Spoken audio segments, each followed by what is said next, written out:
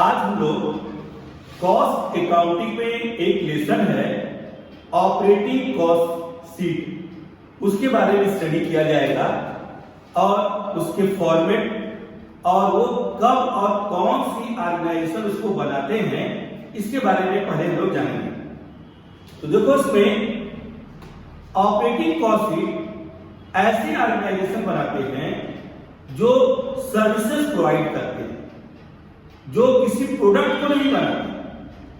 अब तक हम लोग जो भी टॉपिक्स पढ़े हैं कॉस्ट अकाउंट में, उनमें हमने किसी न किसी प्रोडक्ट को बनाया, उसकी पर यूनिट कॉस्ट निकाला। उसी तरह जो कंपनियां सर्विसेज प्रोवाइड करती हैं वो भी अपने कस्टमर से क्या रेट चार्ज करें, कैसे अपना फ्रेट चार्ज करें, कैसे अपने मोबाइल का जो है बिल पर यूनिट चार्ज करें, उसके लिए एक ऑपरेटिंग कॉस्ट शीट बनाती है। आज का हम लोग का जो टॉपिक रहेगा ये जानना कि जो ऑपरेटिंग कॉस्ट शीट ऐसी कंपनियों के बारे में सीखेंगे जो कि ट्रांसपोर्ट से रिलेटेड है। ट्रांसपोर्ट कंपनियों के बारे में सीखा जाएगा। ऑपरेटिंग कॉस्ट शीट ट्रांसपोर्ट कंपनियां बनाती हैं। ऐसी कंपनियां जो इलेक्ट्रिसिटी या टेलीफोन या मोबाइल कंपनियां बनाती हैं, होटल बनाते हैं, कैंटीन बनाते हैं, हॉस्पिटल्स वाले बनाते हैं। तो आज का जो हम लोग का टॉपिक मेन रहेगा कि एक ट्रांसपोर्ट कंपनी जब अपने पर किलोमीटर चार्ज के बारे में जानना चाहती है कि हमारा 1 किलोमीटर जो गाड़ी चली उसकी कॉस्ट क्या रही है, तो उसको जानने के लिए वो ऑपरेटिंग कॉस्ट शीट बनाएगी। तो देखो, आप अक्सर जब कहीं जाते हैं, कोई गाड़ी आपने किया, कोई कार किया, अक्सर कार वाला बोलता है कि हम हर किलोमीटर पर इतने रुपए लेंगे, पर किलोमीटर चार्ज बताता है। तो वो कैसे बताता है, वो क्या क्या चीजों को जोड़ता है, किसको लिखता है, इसी के बारे में लोग सीखेंगे। तो ऑपरेटिंग कॉस्ट शीट में जब हम लोग बना रहे हैं एक ट्रांसपोर्ट कंपनियों के बारे में, तो हम लोग एक्सपेंसेस को उसके दो पार्ट्स में पहले डिवाइड करेंगे। एक ट्रांसपोर्ट कंपनी जब अपने बस को, अपने ट्रक को, अपने लॉरी को, अपने ऑटो को, अपनी कार को जब चलाती है तो उसका पहले क्या कॉस्ट आता है। तो हम लोग कॉस्ट को दो पार्ट में डिवाइड करेंगे। एक रहेगा स्टैंडिंग कॉस्ट। स्टैंडिंग कॉस्ट का मतलब होगा ऐसे एक्सपेंसेस जो कि उस गाड़ी के चलने और न चलने पर डिपेंड नहीं है। हमें वो एक्सपेंसेस हर हाल में पेड करते हैं, चाहे हमारे व्हीकल चले चाहे हमारे व्हीकल न चले। और दूसरा होगा रनिंग चार्जेस। रनिंग चार्जेस हम ऐसे एक्सपेंसेस को इसमें शामिल करेंगे जो कि गाड़ी के चलने पर ही डिपेंड करेंगे। तो सबसे पहले हम उस कार के सारे, उस ट्रक के, उस बस के सारे एक्सपेंसेस नोट कर लेंगे। उन एक्सपेंसेस को दो पार्ट में डिवाइड करेंगे। ऐसे एक्सपेंस जो स्टैंडिंग नेचर के हैं, गाड़ी के चलने और न चलने पर डिपेंड नहीं है, उन्हें हर हाल में पेड करना है। और ऐसे एक्सपेंसेस जो कि गाड़ी के चलने पर ही हमें देने हैं, उनके बारे में सीखेंगे। और साथ ही साथ कुछ फॉर्मूले सीखा जाएगा कि कैसे पर किलोमीटर चार्ज निकाला जाता है, कैसे पर पैसेंजर किलोमीटर कॉस्ट निकाला जाता है। जो कार्गो सर्विसेज में लगी है ट्रांसपोर्ट कंपनियां, ट्रक, ट्रॉली जो सामानों को कैरी करती हैं, कैसे वो पर टन किलोमीटर कॉस्ट को देती हैं। तो अब हम एक फॉर्मेट बना रहे हैं। उस फॉर्मेट को देखा जाएगा कि किसको किसको स्टैंडिंग, किसको वेरिएबल में रखेंगे और कौन से फॉर्मूले से उसको हम लोग कैलकुलेट करेंगे। अभी हम लोगों ने ऑपरेटिंग कॉस्ट शीट के बारे में जाना कि ऑपरेटिंग कॉस्ट शीट होती क्या है। और आज ऑपरेटिंग कॉस्ट शीट में हम लोग ट्रांसपोर्ट कंपनियों के ऑपरेटिंग कॉस्ट शीट को बनाना सीख लेंगे। उसका एक फॉर्मेट बताएंगे, उसके कुछ फॉर्मूले बताएंगे। तो अभी हम जब क्वेश्चन आप ये टॉपिक को एक्सप्लेन कर रहे थे तो उसमें हमने बताया था कि आप जब कहीं जाते हो तो ट्रांसपोर्ट कंपनियां आपसे पर किलोमीटर का चार्ज बतलाती हैं। तो कैसे बतलाती है उन्हीं के बारे में सीखा जाएगा। और हमने ये कहा कि जो भी ट्रांसपोर्ट कंपनियां अपने कॉस्ट को टू पार्ट्स में डिवाइड करेंगे, एक स्टैंडिंग और एक रनिंग। तो स्टैंडिंग चार्जेस में उन चार्जेस को लिखेगी जो उन्हें हर समय पेड करनी है, चाहे उनकी गाड़ी चल रही हो चाहे न चले हो, चार्ज होते रहते हैं। और रनिंग तभी दिया जाएगा जब गाड़ियां सड़क पे उतरेगी और चल रही होगी। तो देखो इसमें ऊपर लिखा गया ऑपरेटिंग कॉस्ट शीट। आपको ₹1 का कॉलम बनाना है और एक आप टोटल किलोमीटर पर किलोमीटर कॉस्ट पूछा है। इस रुपीस में टोटल किलोमीटर से सब में डिवाइड करोगे। अगर पर पैसेंजर किलोमीटर पूछा है, इस रुपीस में पैसेंजर किलोमीटर से डिवाइड करोगे।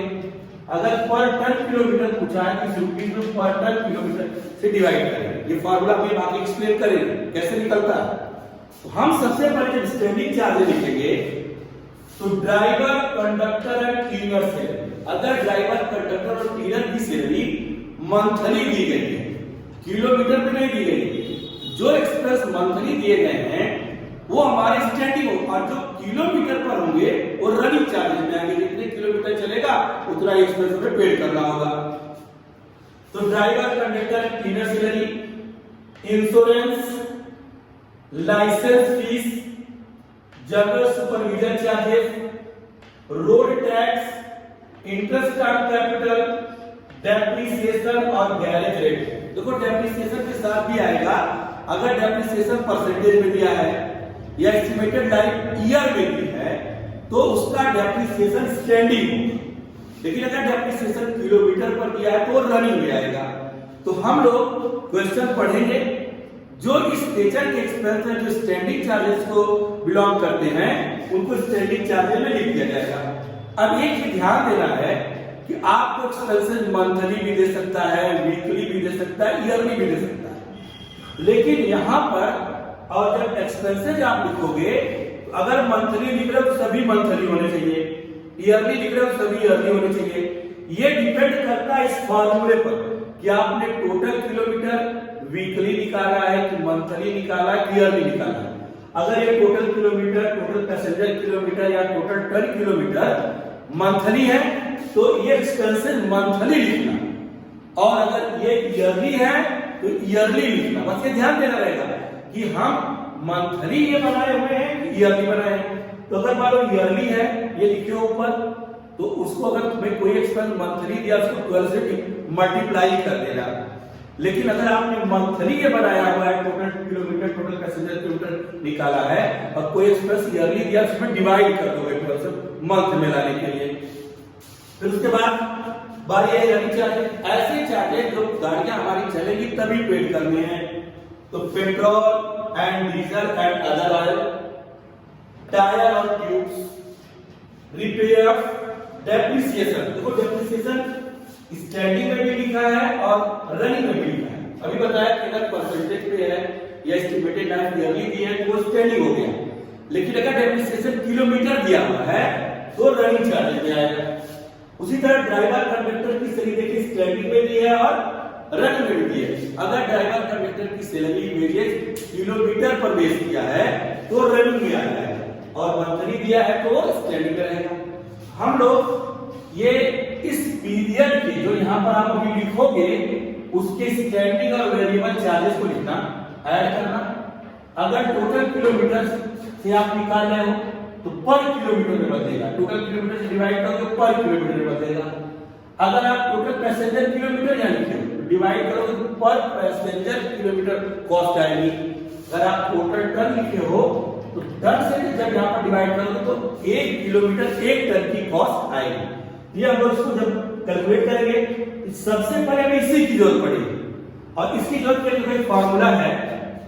अगर हम टोटल किलोमीटर के हिसाब से क्वेश्चन में पूछा है कि बताओ 1 किलोमीटर जब हमारी गाड़ी चलती है तो उसकी कॉस्ट क्या है, पूरी गाड़ी की कॉस्ट 1 किलोमीटर जो आपसे कार वाले, ट्रक वाले, बस वाले मांगते हैं, उसका फार्मूला होगा नंबर ऑफ बसेस, उस ट्रांसपोर्ट कंपनी की कुल बसें कितनी है, into number of operating days.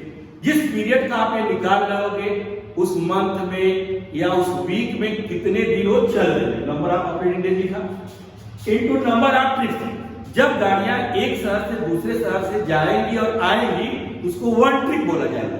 जैसे मान लीजिए आपकी गाड़ी दिल्ली से लखनऊ गई और लखनऊ से फिर दिल्ली आई, इसको वन ट्रिप जर्नी बोलोगे। तो नंबर ऑफ ट्रिप्स लिखेंगे, कितना ट्रिप्स लगा रही है एक दिन में। डिस्टेंस बोथ साइड, दोनों तरफ की दूरी को जोड़ लोगे। हमें लखनऊ से बनारस 200 किलोमीटर है तो 200 जाना 200 आना, यहाँ पर बोथ साइड 400 किलोमीटर लिख लोगे। तो नंबर ऑफ बसेस, टोटल बसों की संख्या, नंबर ऑफ ऑपरेटिंग डेज कि मंथ में कितने दिन चल रही है, इनटू नंबर ऑफ ट्रिप्स कितने चक्कर लगाती है एक दिन में, और डिस्टेंस दोनों तरफ। इससे आप जब सारे मल्टीप्लाई करोगे तो टोटल किलोमीटर मिल जाएगा। अगर तुमसे क्वेश्चन पूछता है कि एक पैसेंजर को 1 किलोमीटर निकालने की फॉर्मूला, ये सारी चीजें तो आप उसी तरह लिखोगे, लेकिन यहाँ पर टोटल पैसेंजर किलोमीटर आपको निकालना पड़ेगा, और उसका फॉर्मूला टोटल किलोमीटर यानी number of buses, number of operating days, number of trips और डिस्टेंस बोथ साइड। ये कैलकुलेशन में कैपेसिटी आप बस से मल्टीप्लाई करो, यानी ये सब रहेगा, इसमें एक और मल्टीप्लिकेशन बढ़ेगा, कैपेसिटी ऑफ बस। तो बस की कैपेसिटी कितने पैसेंजर को बैठाने की है और नॉर्मली कितना % कैपेसिटी यूज हो रही है। जब इन दोनों से इसमें और मल्टीप्लाई कर दोगे तो तुम्हें मिल जाएगा टोटल पैसेंजर किलोमीटर। अब उसके बाद अगर मान लो कार्गो कंपनियां हैं, सामानों को कैरी कर रही हैं, आपको टोटल टन किलोमीटर की जरूरत पड़ेगी। उसके दो फॉर्मूले हैं, एब्सोल्यूट टन किलोमीटर। जैसे एक ट्रक चला, एक साल से दूसरे साल 10 टन लेकर सामान गया और 100 किलोमीटर चला, तो 10 टन इंटू 100 किलोमीटर। फिर दूसरे साल कितना मुड़ा, 5 टन ले गया, 50 किलोमीटर चला। फिर 20 टन लेके गया, 60 किलोमीटर। तो जितने टन उस जर्नी में वो लेकर कैरी किया, जितने किलोमीटर कैरी किया है, आपस में मल्टीप्लाई करके ऐड करेंगे, ये कहलाएगा एब्सोल्यूट टन किलोमीटर। और एक आएगा कॉमर्शियल टन किलोमीटर। उस जर्नी में जितना टन वो एक स्टेशन से अगले स्टेशन तक कैरी किया है, उसको ऐड करके उसका एवरेज ले लेंगे, और उस एवरेज में टोटल जितनी डिस्टेंस को कवर किया मल्टीप्लाई करेंगे, हमें कॉमर्शियल टन किलोमीटर आएगा।